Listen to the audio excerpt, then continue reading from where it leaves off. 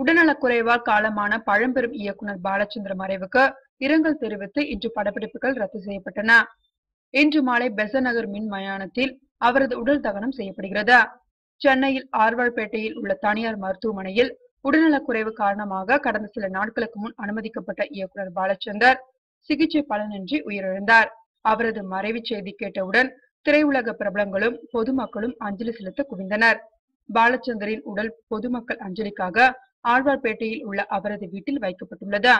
இயக்குனர் கே. பாலச்சந்தர் மறைவை ஒட்டி அவருக்கு அஞ்சலி செலுத்தும் விதமாக தமிழ் திரையுலக படப்பிடிப்புகள் அனைத்தும் இன்று ஒருநாள் ரத்து செய்யப்படுவதாக இயக்குனர் விக்ரமன் தெரிவித்துள்ளார். இயக்குனர் பாலச்சந்தரின் உடல் இன்று மதியம் 2 மணிக்கு அவரது வீட்டில் இருந்து ஊர்வலமாக எடுத்து செல்லப்படுகிறது. மாலை 4:30 மணி அளவில் பெசன்ட் நகர் மின் மயானத்தில் இறுதிச் சடங்குகள் நடைபெற உள்ளது. இதனைத் தொடர்ந்து அவரது உடல் தகனம் செய்யப்படும் என பாலச்சந்தரின் குடும்பத்தினர் தெரிவித்துள்ளனர்.